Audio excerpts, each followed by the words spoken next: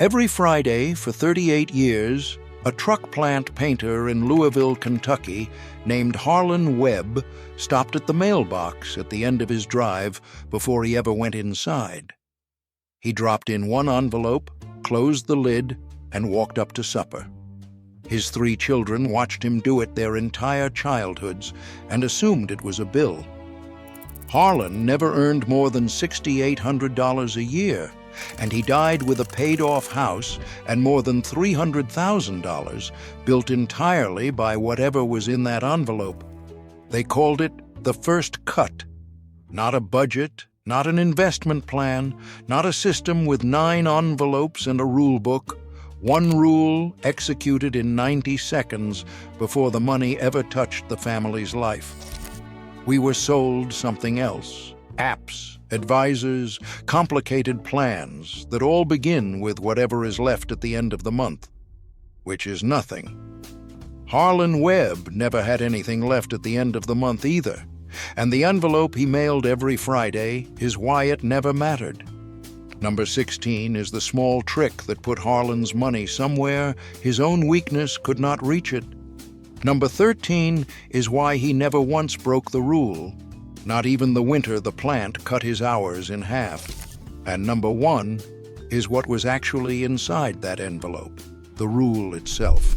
And the reason you can start it this Friday, on any paycheck, no matter how small. This is not about being frugal, and it is not about earning more. It is about one decision, made before every other decision, that quietly builds a fortune out of an ordinary wage. Hit that subscribe button. Let us count down the 1960s money rule you can start this week, and exactly how Harlan Webb made it work. Number 20. Name the share before anything else. The rule starts with a number, and the number is a percentage. Not "I'll save what I can," not a little extra when things are good. A fixed share of every dollar that comes in.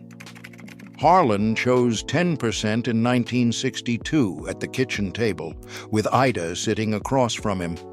On $6,800 a year, that was about $13 a week. The share never changed. His wage did over 38 years, and the share simply moved with it. A percentage grows when you grow. A dollar amount stays behind. Most people never name a share at all, so their saving is decided by whatever mood the month is in. Harlan decided once, in 1962, and never had to decide again. Pick the number this week. That is the first move, and it costs nothing. Harlan wrote his on the inside cover of the ledger, 10%, and underlined it twice. It stayed underlined for 38 years.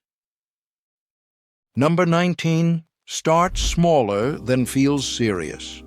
Here is where almost everyone quits before they begin. They think the rule only counts if the number is impressive. Harlan did not start at 10%. He started at 3. In a year, money was tight, and raised it as he found his footing. 3% of a small wage is a few dollars. It is almost nothing. And it is the whole thing, because the rule was never about the amount. It was about becoming a person who takes the cut first. A tiny share, taken religiously, beats a large share, taken twice and abandoned. Start at 1% this week if you must. The size of the first cut does not matter. That there is a first cut is everything. Harlan raised his to 5% in 1964, to 8 in 1967, and to 10 by 1970, and he never once felt any of the increases, because each one came out of a raise he had never lived on. Number 18. Take it off the top the day it lands. Timing is the rule's whole spine. The share comes off the moment the money arrives, not later in the week, not after the bills clear, not once I see where I'm at. Harlan's envelope went in the mailbox on Friday, before he had walked through his own front door. The money was gone before the family ever saw it. Money that sits in your hands develops opinions. It finds a want, a bill, a good reason. Harlan gave it no time to find any of them.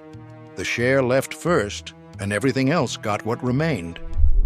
This week, the move is simple. When the check lands, take the share off the top that same day, not Sunday, that day. Ida used to say the money never had a chance to learn the family's name. It was gone before it could get comfortable.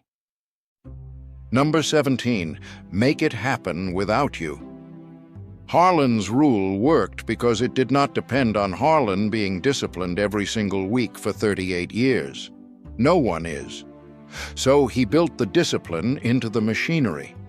In 1965, the plant offered a payroll deduction, a fixed sum pulled from the check before it was ever printed, and Harlan signed the form the day it came out. He kept mailing the envelope, too, for the share above the deduction. The best rule is the one that runs when you are tired, distracted, or tempted. Willpower is a bad savings plan. A standing transfer, set up once this week, does the same work Harlan's payroll form did, and it never has a weak Friday. The payroll deduction was a holdover from the war bond drives, and by the 1960s, most plants still offered it. Harlan used it for 33 years and never once looked at the form again. Number 16, put it where your hands can't reach. This is the small trick that made the rule stick, and it is the whole reason for the mailbox. Harlan did not save at the bank 2 blocks from the plant. He mailed his money to a savings bank clear across Louisville, a bank he had no reason to visit, no card for, no easy way to withdraw from on a Friday night. He knew himself, honestly. Money you can get to in 5 minutes is money you will get to. Money that takes a bus ride, a form, and 2 days is money that stays. The distance was not an accident. It was a fence, built where he could not climb it. This week, put the share somewhere inconvenient on purpose. A different bank, no card, no app on the phone. Harlan's bank was 6 miles and a transfer away, and in 38 years, he walked into it exactly twice.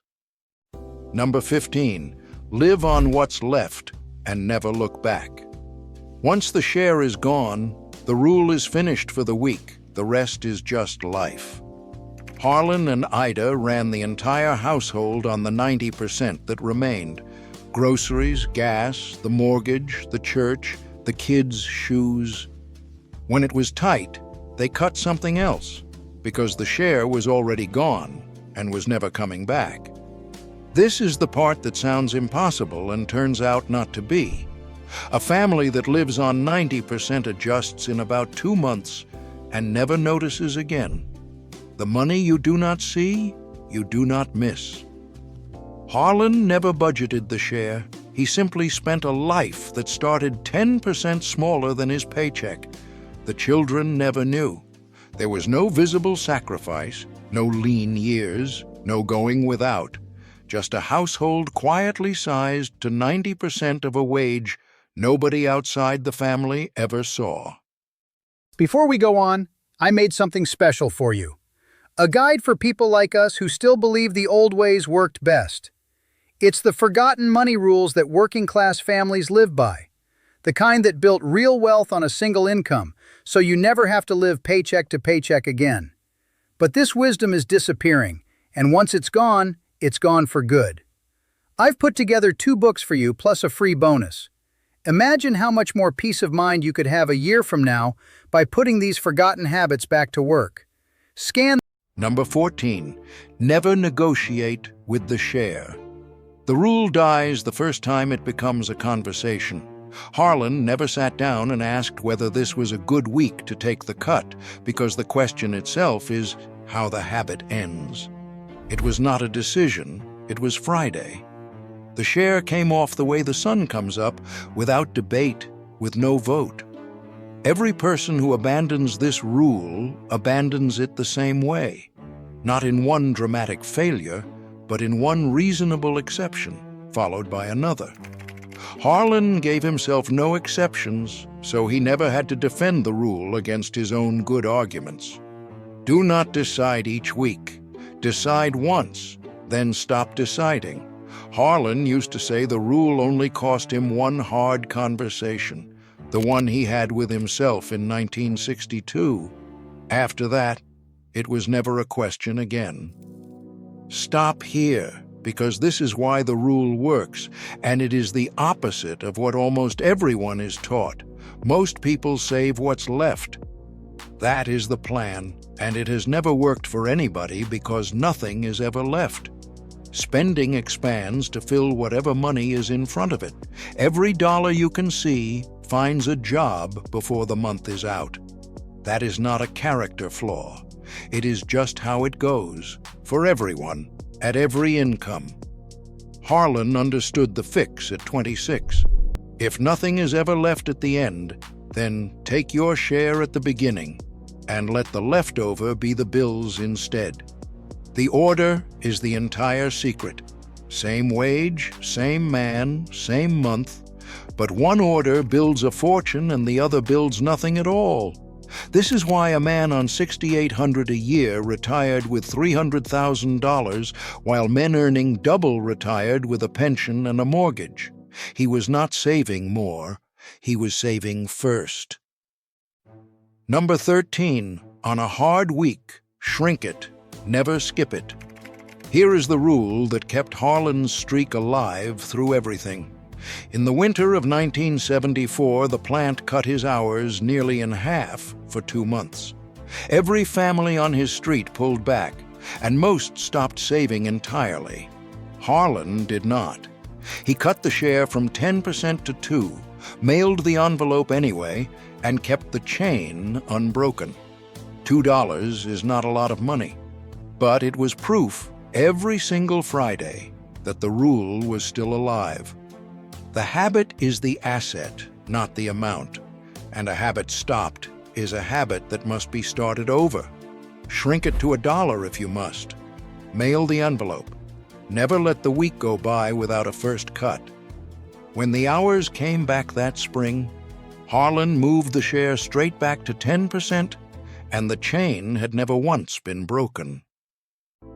Number 12, every raise goes straight to the share. Harlan's wage grew slowly over 38 years, and his life did not grow with it. When the union won a raise in 1968, he let the household stay exactly where it was and pushed the extra straight into the envelope. The men beside him at the plant got the same raise and bought something with it every time, and 40 years later they had the same nothing, plus a nicer driveway. A raise is the easiest money you will ever save, because you were living without it the week before. Take the raise before your life learns it exists. Harlan let his wage climb and his wants stand still, and the growing gap between them became a fortune. By 1980, he was earning nearly double what he had in 1962 and living almost exactly the same. The whole difference went in the envelope. Number 11, every windfall goes straight to the share. The household ran on Harlan's base pay alone, which meant every extra dollar was already free. The tax refund, the Christmas bonus, 2 weeks of overtime in a busy spring. None of it touched the kitchen, because the kitchen was built to need none of it. Ida met the mailman in February, and the refund went into the Friday envelope before Harlan ever saw it. A windfall spent is a weekend you will not remember. A windfall taken first is a piece of your freedom you keep forever. Found money is the fastest way to make the rule real, and there is more of it in an ordinary year than most people ever notice. Harlan's refunds alone, taken first for 38 years, bought a rental property he could otherwise never have afforded. Number 10. Fund the share by killing one bill. For anyone who truly cannot find the first dollar, Harlan's answer was practical. Stop looking for money you do not have and go kill something you are already paying. In 1963, he canceled a magazine subscription and a service he never used, and the two together funded his share for a year. He did not cut 10 things. He cut one, then another the next year. The share does not have to come from sacrifice. It can come from something already leaking that you stopped noticing years ago. This week, find one recurring bill you would not miss, kill it, and point the money at the first cut. That is the whole move. Nobody ever missed that magazine. It bought Harlan a year of Fridays, and the Fridays are still paying his grandchildren. Number 9. Keep the pause before the want. The rule needs protection from the wanting, and Harlan's protection was time. When he wanted something that was not a need, he waited 30 days. The want went on a list and sat there, and most wants did not survive the month. He nearly bought a boat in 1970, waited, and put the money in the envelope instead. Every dollar that survives a want is a dollar the rule gets to keep. This is where the modern world works against you hardest. Everything now is built to erase that pause and to put the thing in your hands before the wanting can cool. Keep the pause. It is where the share is protected. The boat is still the best money Harlan never spent. It bought him a rental duplex instead, and the duplex paid him for 30 years. Number 8. Let nothing else compete for it. The rule only worked because nothing else had a claim on Harlan's spare dollars. He carried no car loan, no store credit, no balance anywhere. Everything but the house was paid in cash or done without. A family paying a car note and a furniture note and a card balance has nothing left for a first cut because the first cut has already been taken by lenders before the family ever sees the check. That is the trap. The share and the interest are drinking from the same well. Harlan kept the well clear, so all of it went one direction. Clear the competition, and the share fills itself. A man who owes 4 lenders has already paid himself last, 4 times over, before Friday even arrives. Number 7. Give the share a job. For 38 years, Harlan knew exactly what the envelope was for, and it was not savings in the vague sense. It was the house first, the mortgage he killed in 14 years. Then it was the rental. Then it was the stocks. The share always had a destination, and the destination made the discipline bearable. Money saved for nothing gets spent on anything. Money saved for something is protected by the something. Ida wrote the current goal at the top of the ledger page, so the two of them could see what the Fridays were building. Name what your share is for. It will survive the winter better with a name. Nobody sacrifices for savings. Everybody sacrifices for a paid-off house. Go back to the first Friday of 1962. Harlan Webb was 26 years old, with 2 babies, a wage of about $130 a week, and a father who had died at 58 owing money to everyone he knew. Harlan had watched that funeral and watched the debts follow his mother afterward, and he had made himself a promise standing at the graveside. But he did not know how. He was not clever with money. He had no plan, no advisor, no idea what a stock even was. So that first Friday, he did the only thing he could think of. He walked to the mailbox with an envelope holding $4, 3% of his check, and all he could stand to part with, and mailed it across town before he could think better of it. $4. It was not a strategy. It was barely a gesture. But it was the first Friday of 38 straight years of them, and every dollar he ever built came from that one small, unimpressive act. He did not start rich. He started with $4 and a Friday. Number 6. Watch the number climb. The thing that kept Harlan going for 38 years was not willpower. It was the number. The passbook came back from the bank across town, stamped by hand, and every entry was proof the Fridays were working. Ida kept the running total in the ledger, and the family watched it climb, $100, then $1,000, then figures that seemed impossible for a painter's wage. The early years are the hardest because the number is small and the progress feels invisible. Watch it anyway. What you watch, you protect. The climbing number is what turns a chore into something you would not dream of stopping. It took Harlan 9 years to reach his first $1,000. It took 4 more to reach the second. He never once considered quitting after that. Number 5. Never borrow from it. The share was sacred, and Harlan touched it exactly never. Not for a car, not for a vacation, not for a good opportunity a friend swore by. There was a coffee can in the cellar for emergencies precisely so the share would never have to be raided when the furnace died in 1971. That separation is the whole game. An emergency fund exists so that your wealth does not have to be spent. Money borrowed from the share never comes back. It always feels temporary, and it never is. Build a small cushion elsewhere and let the share be untouchable. The coffee can was for the furnace. The envelope was for the future. Harlan never once confused the two. Number 4. Do not let it sit and melt. The rule is only half done when the money is saved. The other half is putting it to work.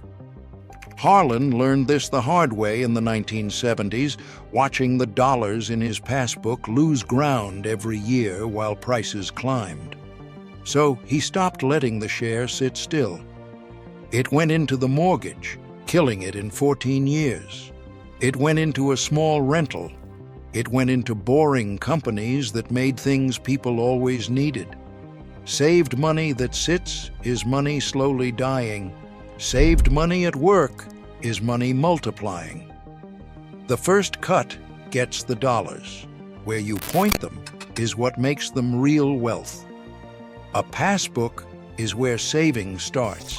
It is not where saving is supposed to end. Number 3. Reinvest everything it pays. Once the share started earning, Harlan never spent $1 of what it produced. Every dividend bought more shares. Every rent check bought more still. The money quietly began buying itself, and that is the point at which an ordinary wage stops mattering. In the last 10 years of his life, Harlan's money earned more each year than his job ever had. He never noticed the moment it happened, because it happens quietly. This is compounding, and it is the closest thing to magic in all of finance. Never spend what your money earns. Let it hire more of itself and wait. The share Harlan mailed in 1962 was still working the day he died, and by then it had brought a great many friends. Number 2. Never stop. The streak is the asset. 38 years, roughly 2,000 Fridays. Harlan Webb mailed that envelope through good years and bad, through a strike, through a hospital stay. Through the winter, his hours were cut to nothing. Some weeks it held $40. Some weeks it held $2. The streak never broke, and the streak is what made him wealthy. Not any single deposit, all of which were small and unremarkable. This is the part nobody wants to hear. The rule is not hard. It is just long. Anyone can do it for a month. Almost nobody does it for a decade, and that is precisely why so few build anything. Do not be impressive. Be unbroken. Any single Friday of Harlan's looked like nothing at all. 2,000 of them looked like a fortune. Number 1. Pay yourself first. Here it is, what was actually in that envelope every Friday for 38 years. Not a bill, not a payment to anyone. A money order made out to Harlan Webb himself, mailed to his own account across town. The rule was that simple, and that is the whole of it. Before the mortgage, before the groceries, before the light bill, before a single dollar went to anyone else, Harlan paid himself first. His children only understood at the funeral when the lawyer explained where the $300,000 had come from, and the room went quiet as three grown adults realized what they had watched their father do every Friday their entire childhoods. The amount was never the thing. Some weeks it was $4. The order was the thing. Everyone else pays the world first and themselves last, from whatever survives, and nothing ever survives.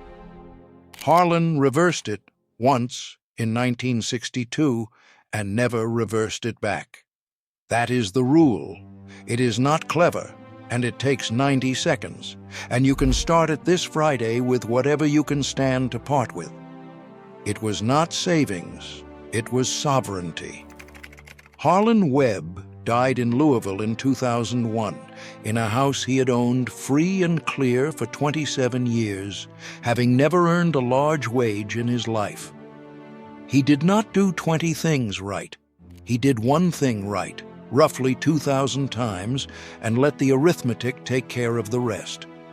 There was no secret account, no inheritance, no clever trade, only a man who decided that he would be the first one paid and then refused to be talked out of it for 38 years. We have been sold complexity ever since, because complexity is what you can charge for. Nobody can sell you this. It is free, and it is boring, and it works on any wage that exists. The math has not changed since 1962. Take your share first, put it somewhere your hands cannot reach, point it at something that pays you, and never break the chain.